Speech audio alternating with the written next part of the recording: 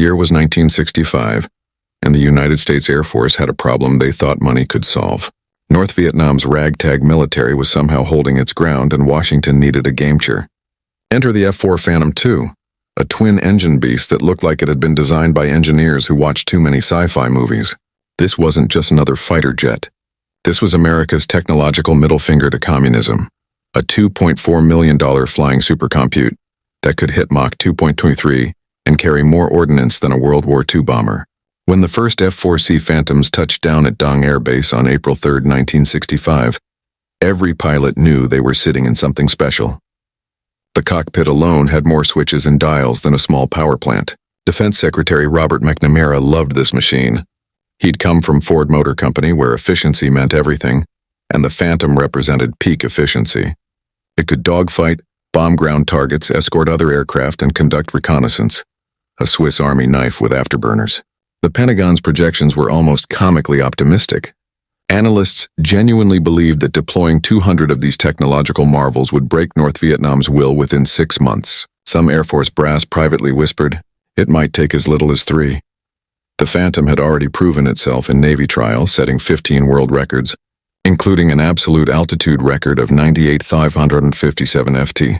When you've got a jet that can practically touch space, how hard could it be to dominate some rice farmers with propeller planes? But here's what made the Phantom truly revolutionary in 1965. It was designed to never see its enemy up close. The engineers at McDonnell Douglas had built this thing around the assumption that modern air combat would happen at long range, beyond visual distance. Why risk a dogfight when you could fire an AIM-7 Sparrow missile from 10 mi away? The Phantom carried 4 Sparrows recessed into its belly, and 4 AIM-9 Sidewinders under the wings. 8 chances to kill before the enemy even knew you were there. Guns were considered obsolete, relics of World War and Korea. The early F-4s didn't even have an internal cannon, just missiles, radar, and the absolute confidence that technology had made old-school dogfighting as outdated as cavalry charges. American pilots arriving in Southeast Asia genuinely believed they were driving the future. Training films showed Phantoms obliterating targets with clinical precision. The radar systems could track targets 60 meters out. The thing could climb at 41,300 ft per minute. Imagine standing at sea level and being at cruising altitude in less time than it takes to brew coffee. North Vietnamese commanders watched these silver behemoths screaming overhead and understood immediately they were facing something their Soviet advisors hadn't fully prepared them for. The psychological impact alone was supposed to be devastating. How do you maintain morale when the enemy owns the sky with machines that sound like God tearing sheet metal? The North Vietnamese Air Force in 1965 had exactly 36 combat aircraft, and most of them looked like they belonged in a museum. Their primary fighter was the MiG-17, a subsonic jet that first flew in 1950. Ancient by aviation standards, American pilots joked that these things were powered by rubber bands and hope. On paper, this matchup wasn't even fair. The MiG-17 stop speed was Mach 0.93, compared to the Phantom's Mach 223. It had a service ceiling of 54,000 ft versus the F-4's 60,000. The MiG carried 3 cannons and maybe 2 air-to-air missiles if they were lucky.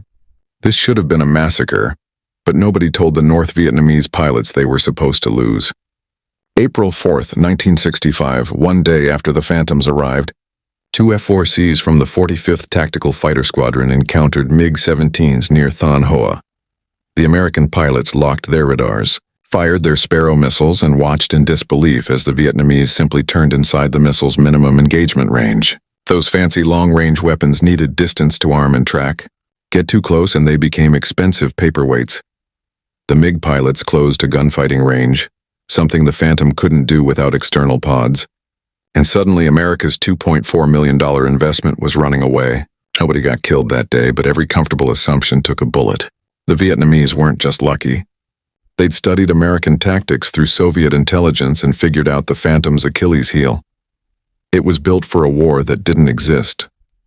In the flat, predictable skies over Europe, where World War II was supposed to happen, those long-range missiles were perfect. But Vietnam's combat happened at low altitude in terrible weather, over mountainous terrain with ground clutter, confusing radar systems. The rules of engagement made everything worse. American pilots had to visually identify targets before firing to avoid hitting Soviet or Chinese advisors. That meant closing to exactly the range where the Phantom's advantages disappeared, and the MiG's agility became lethal. July 10, 1965 became a wake-up call nobody could ignore. Captain Kenneth Holcomb and his weapons officer were jumped by 4 MiG-17s. The Vietnamese came in fast and low using the sun and terrain. Holcomb fired 2 Sparrows. Both missed. He fired 2 Sidewinders. One failed to launch, the other missed. Now he was out of missiles and the MiGs had guns. His Phantom took multiple hits before he could disengage. The aircraft barely made it back to Dang, looking like Swiss cheese. 2 months later, on September 20th, the inevitable happened. Commander Dick Bellinger's F-4B got shot down by a MiG-17 using nothing but cannon fire. The pilot who killed him, Tran Han, became an instant hero in Hanoi. The North Vietnamese called their tactics People's Air War. They flew in coordinated groups, used ground controllers to set up ambushes, and fought only when conditions favored them. When American formations appeared with overwhelming numbers, the MiGs simply landed and waited. They preserved their tiny air force like it was made of gold, only engaging when they had surprise, position, or numerical advantage in a specific piece of sky. By December 1965, Phantom crews were reporting something Pentagon analysts refused to believe. The kill ratio wasn't 10-1 in America's favor. Some months it was nearly even. The Wonder Jet was bleeding. By late 1965, American commanders were staring at a problem that expensive technology couldn't solve. You can have the fastest jet in the world, but it doesn't matter when your enemy hides under triple canopy jungle so thick that satellites can't see through it. North Vietnamese troops moved entire battalions through the forest without ever appearing in the open. Supply routes snake through vegetation, so dense you could walk 10 FT from a trail and never know it existed. Bombing these invisible targets with precision weapons was like trying to perform surgery with a sledgehammer. The military needed something that didn't just hit a target. It needed something that removed the hiding place entirely. Napalm had been around since World War II, but Vietnam turned it into an art form. The substance itself sounds simple until you understand the chemistry. Take gasoline, which burns fast and disperses quickly, then add naphthenate and palmitate aluminum salts of naphthenic and palmitic acids, and suddenly you've created a gel that sticks to everything and burns at temperatures exceeding 2800 degrees F. Napalm-B, the upgraded version deployed in Vietnam, replaced the aluminum salts with polystyrene, benzene, and gasoline. This new formula stuck even better, burned hotter, and kept burning for up to 10 minutes. Drop it on water and it floats while burning. Spray it on wet vegetation and it ignites anyway. Pour it on a person and you can't wipe it off. Water just spreads it. The weapons delivery system was brutally efficient. The standard Mark 77 napalm bomb looked like a silver teardrop weighing anywhere from 100 to 750 lbs depending on the mission. Each bomb contained that jellied gasoline mixture, plus a white phosphorus igniter that burst on impact. When a Phantom dropped 6 of these in a single pass, the result wasn't just an explosion. It was an instant weather event. The white phosphorus detonated first, creating a massive pressure wave that dispersed the napalm gel across a football field-sized area. Then everything ignited simultaneously. Temperatures at ground zero reached vinegar hot enough to melt glass and turn sand into crystalline structures. Military planners loved napalm for reasons that had nothing to do with killing people. Jungle clearance became the primary justification. You couldn't build landing zones for helicopters when trees blocked every clearing. You couldn't see enemy positions when the foliage absorbed every reconnaissance photo. The Air Force started coordinating with ground commanders who needed specific areas cleared. A platoon would radio coordinates. Phantoms would drop napalm. And 48 hours later, you could land a Chinook helicopter where previously only monkeys could navigate. The weapon didn't need precision. It needed coverage. Miss your target by 100 ft with a conventional bomb and you've accomplished nothing. Miss with napalm and you've still incinerated everything in a 4-mile radius. The psychological component was a bonus that commanders quickly learned to exploit. Napalm didn't just kill, it announced itself. The sound of canisters tumbling through air. The distinctive whump of ignition. The wall of flame rising above the treeing. It created terror in a way that conventional explosives couldn't match. North Vietnamese soldiers who survived napalm strikes described the specific fear it generated different from artillery or bombs. You could hide from bullets in a bunker. You could survive artillery in a tunnel. Napalm burned the oxygen out of underground shelters and cooked people alive in spaces they thought were safe. The weapon didn't care about cover or concealment. Operation Rolling Thunder kicked off on March 2, 1965, and it would become the longest bombing campaign in American military history. 3 years and 9 months of sustained aerial assault against North Vietnam. The initial plan was surgical and limited, targeting specific military installations, supply depots, and transportation networks. But wars have a way of expanding beyond their original blueprints. And by summer of 1965, napalm had become a standard load for F-4 Phantoms flying north. President Lyndon Johnson personally approved target lists from the White House trying to calibrate violence like a thermostat. Turn it up enough to hurt, but not so much that China or the Soviet Union jumped in.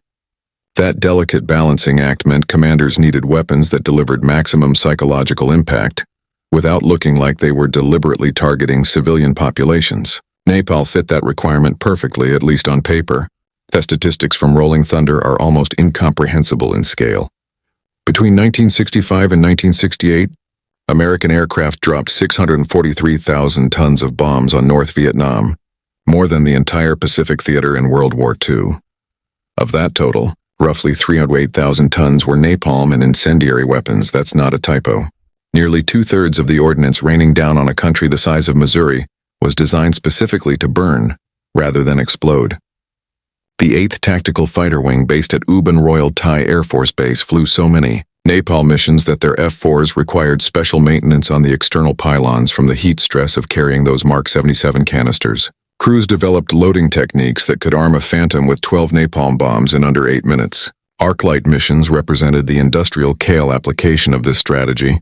B-52 Strat Fortresses, each capable of carrying 108 Mark 77 napalm bombs, would fly in cells of 3 aircraft. When 9 B-52s executed a coordinated arc-light strike with full napalm loads, they could create a rectangle of fire 2 miles long and 1 mile wide in a single pass. The Air Force conducted 126,000 SIG-15 sorties during Rolling Thunder, and while the majority dropped conventional ordnance, napalm missions specifically targeted the jungle infiltration routes that American intelligence knew existed but couldn't pinpoint. If you can't find the trail, burn down the forest and the trail reveals itself. Fighter-bomber tactics evolved rapidly as pilots learned napalm's quirks. The weapon was most effective when dropped from 500 to 1,000 RFT in a shallow dive, giving the canisters time to tumble and spread Thiel pattern before ignition. Too high and the napalm dispersed ineffectively.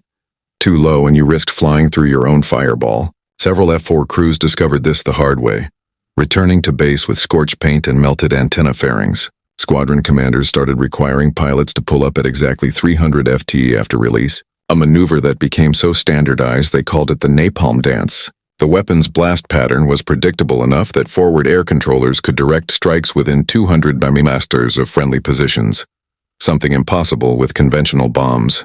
The North Vietnamese adapted naturally. By 1966, they'd moved virtually all military activity underground during daylight hours. Truck convoys only ran at night. Supply depots got relocated into limestone caves that Nepal couldn't touch. The famous Ho Chi Minh Trail became less a trail and more a concept, a network of paths that could be rerouted around bombed sections within days. American reconnaissance would photograph a napalm-scorched stretch of jungle, declare it impassable, and then watch fresh truck tracks appear a week later, 50 minutes to the east. The trail was like a living organism that grew new limbs when the old ones got severed. Still, the bombing continued. The napalm kept falling, and commanders kept insisting they were on the verge of breaking the enemy's will. What happens when you drop napalm on a jungle isn't just fire. It's a chemical and physical transformation of the entire ecosystem. First-hand accounts from F-4 pilots describe looking back after a napalm run and seeing what appeared to be a wall of orange flame rising 200 FT above the canopy, creating its own weather system.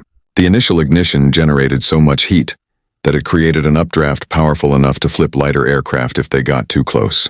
That rising column of superheated air would pull in oxygen from the surrounding area, creating winds at ground level, strong enough to uproot smaller trees that the fire hadn't even touched yet. Pilots flying missions 40 hours away reported seeing the smoke columns black and oily, rising to 15,000 FT and visible for an hour after the strike.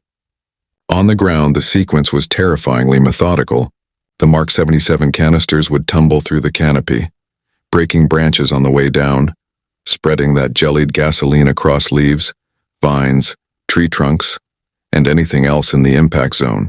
Then the white phosphorus igniters detonated, not all at once but in a cascading sequence over 2 or 3 seconds that created multiple ignition points. Then napalm gel ignited instantly, and because it stuck to surfaces, the fire didn't spread horizontally like a normal forest fire. Instead, every surface burned simultaneously.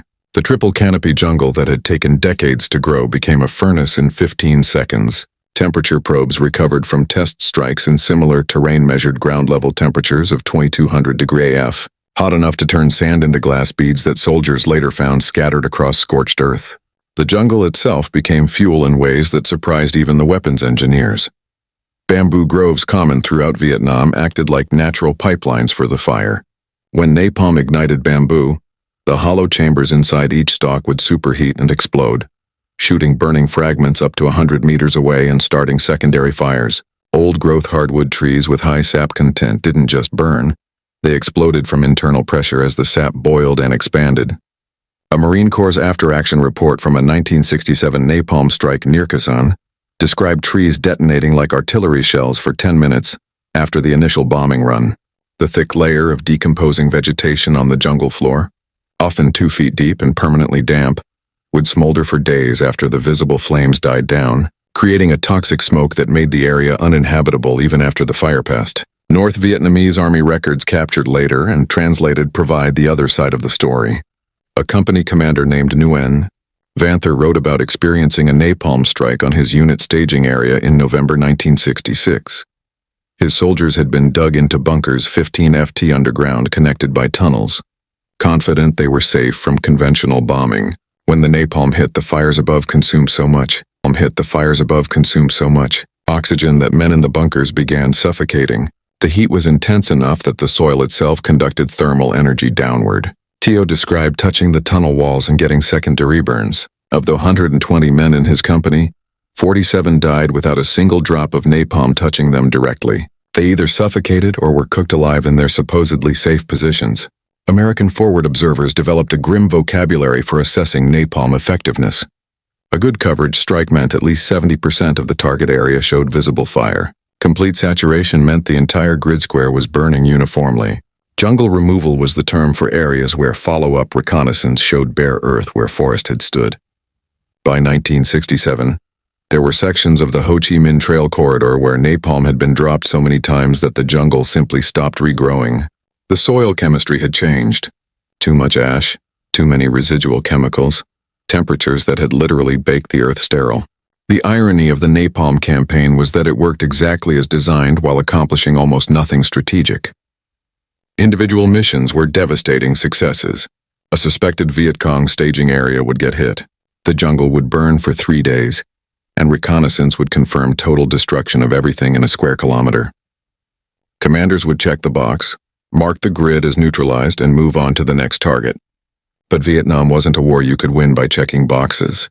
By early 1967, military analysts were producing reports that told 2 contradictory stories. Tactically, napalm was the most effective area denial weapon in the American arsenal. Strategically, the North Vietnamese kept coming, kept fighting, and showed zero signs of breaking. The Ho Chi Minh Trail became the ultimate test case for whether you could bomb a supply line out of existence. American intelligence estimated that North Vietnam needed to move 100 tons of supplies south per day to sustain their forces. The trail network stretching through Laos and Cambodia covered roughly 12,000 areas of jungle paths, mountain passes, and river crossings. The Air Force threw everything at it: conventional bombs, napalm, cluster munitions, even experimental defoliants. In 1966 alone, F-4 Phantoms flew 8 700 sorties specifically targeting trail segments, dropping 14,000 tons of napalm and known choke points. By the Air Force's own estimates, they destroyed enough trucks and supplies to cut the flow by 75%. Yet somehow every captured North Vietnamese soldier was well-armed, well-fed, and had ammunition to spare. The North Vietnamese turned logistics into poetry. When Nepal destroyed a section of trail, engineer battalions would reroute around it within 48 hours, often building 3 or 4 parallel paths so that future strikes couldn't shut down the entire segment. They moved supplies at night, hid trucks under camouflage during the day, and developed an elaborate warning system using spotters who could hear F-4 engines from miles away. Cargo that couldn't be transported by truck got broken down and carried by porters. Thousands of people moving supplies on bicycles modified to carry 500 lb loads. You can't napalm an entire country. And even if you could, determined people with bicycles will find a way through. Landing zone preparation showed napalm at its most effective. And yet even there, the victories were temporary.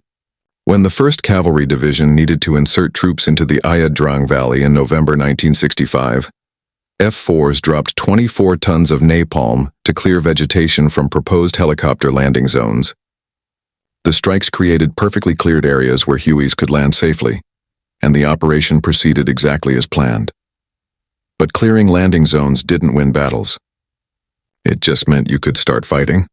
The Battle of Ia Drang lasted 3 days, resulted in heavy casualties on both sides, and when American forces withdrew, the North Vietnamese moved right back into those cleared areas. Within 6 months, the jungle had reclaimed the landing zones completely. Base defense missions produced similar results. American fire bases would use napalm strikes to create cleared perimeters, removing the cover that enemy forces could use for surprise attacks. In theory, this created kill zones where approaching enemy troops would be exposed and vulnerable. In practice, North Vietnamese sappers learned to crawl through napalm-cleared areas during monsoon rains, when the scorched earth turned to mud that provided concealment. The 1968 Tet Offensive showed just how limited Nepal's defensive value really was. Despite years of perimeter clearing around major bases, NVA and Viet Cong forces infiltrated positions that were supposed to be impossible to approach undetected. Napalm could remove jungle, but it couldn't remove human determination or tactical ingenuity. By mid-1968, even the most optimistic military planners had to confront uncomfortable math. The U.S. had dropped more napalm on Vietnam than had been used in the entire Korean War and World War II combined. The North Vietnamese were still fighting, still infiltrating, and if anything seemed more committed than when Rolling Thunder began. Tactical success had become strategically meaningless. June 8, 1972. A single photograph changed everything. 9-year-old Phan the Kim Phuc ran down Route 1 near Trang Bang. Her clothes burned away, her back covered in third-degree burns from a napalm strike that hit her village by mistake. Associated Press photographer Nick U.T. captured the moment, and within 24 hours that image appeared on front pages across the world. It didn't matter that the strike had been called in by South Vietnamese forces, not Americans. It didn't matter that the target was supposed to be Viet Cong positions. What mattered was a naked, screaming child running from fire that stuck to her skin, and suddenly every justification for napalm use sounded hollow. The Pentagon had spent years insisting napalm was a precision tactical weapon used only against military targets. One photograph revealed that as either a lie or wishful thinking. The political firestorm had been building for years before that photograph. As early as 1966, reports started filtering back about civilian casualties from napalm strikes. Village elders testified that American planes had destroyed their homes without warning. Buddhist monks in Saigon staged protests, some setting themselves on fire in grim mockery of the weapons' effects. International observers from the Red Cross documented burn victims in North Vietnamese hospitals. The injuries were distinctive and horrific. Napalm burns didn't just damage skin. The gel continued burning through multiple layers of tissue, often reaching bone. Survivors faced years of reconstructive surgery, and many died weeks after the initial injury from infection or organ failure caused by the burns. By 1967, physicians groups in the United States were publishing open letters condemning napalm as an inhumane weapon. The military's response was to double down on the tactical necessity argument. Generals testified before Congress that napalm saved American lives by clearing jungle that would otherwise require ground troops to sweep. They produced statistics showing reduced casualty rates in areas where napalm had been used for perimeter defense. Defense Secretary McNamara, the same man who championed the F-4 Phantom, now had to defend a weapon that even some military officers privately admitted was impossible to use without civilian casualties. The problem was mathematical. Napalm covered such large areas that even with perfect intelligence, you couldn't guarantee that everyone in the strike zone was a combatant. In a country where villages and military positions often overlapped, precision became a fantasy. American public opinion shifted dramatically between 1967 and 1969. Early in the war, polls showed 60% support for the bombing campaign. By 1969, that number had flipped. 65% of Americans believed the war was a mistake, and napalm had become shorthand for everything wrong with U.S. policy. Campus protests featured students carrying signs with that photograph of Kim Phuc chanting napalm sticks to kids, a twisted version of a cadence that some military units actually used in training. The weapon that was supposed to demonstrate American technological superiority had instead become a propaganda disaster. North Vietnamese radio broadcasts didn't need to exaggerate or lie. They just had to describe what Nepal did, and the truth was horrifying enough. The military quietly began reducing Napalm in 1970, not because it stopped working, but because the political cost had become unbearable. Mission logs show a 40% reduction in Nepal sorties between 1969 and 1970, with commanders increasingly substituting conventional bombs even when napalm would have been more effective. When the Paris Peace Accords were being negotiated, North Vietnamese delegates specifically cited napalm use as evidence of American war crimes. The U.S. delegation didn't defend the practice. They just pointed out that both sides had committed atrocities, a deflection that convinced nobody. The weapon designed to break enemy morale had instead broken American political will to continue fighting. The last American napalm strike in Vietnam happened on August 15, 1973, 2 months after the official end of U.S. combat operations. An F-4 Phantom from the 422nd Tactical Reconnaissance Wing dropped Mark 77 canisters on a suspected North Vietnamese position near the DMZ. One final burst of fire before the policy officially ended. By then, the international community had already moved to ban or restrict incendiary weapons. The 1980 United Nations Convention on Certain Conventional Weapons included Protocol 3, which specifically prohibited the use of incendiary weapons against civilian populations or in areas with civilian concentration. The protocol didn't ban napalm outright. Militaries still use incendiary weapons today, but it established legal boundaries that Vietnam had thoroughly crossed. The United States didn't ratify that protocol until 2009, 36 years after the war ended. The military learned lessons from Vietnam that reshaped American air doctrine for decades. The F-4 Phantom itself got retrofitted with internal cannons. The Navy's F-4J and the Air Force's F-4E both added the M61 Vulcan gun after combat experience proved that missile-only armament was a fatal mistake. Pilot training changed radically with the establishment of the Navy Fighter Weapons School, better known as Top Gun, in 1969, specifically to teach dogfighting skills that early Phantom doctrine had dismissed as obsolete. The Air Force created red flag exercises that simulated realistic combat condition rather than the sterile training missions that had left pilots unprepared for Vietnam. When the F-15 Eagle replaced the Phantom in the 1970s, it came with both long-range missiles and an internal cannon, a design philosophy that acknowledged Vietnam's hard-won lessons. Napalm's legacy proved more complicated. The U.S. military officially stopped using Mark 77 napalm bombs, but the replacement Mark 77 Mod 5 incendiary bombs containing kerosene-based fuel functions almost identically.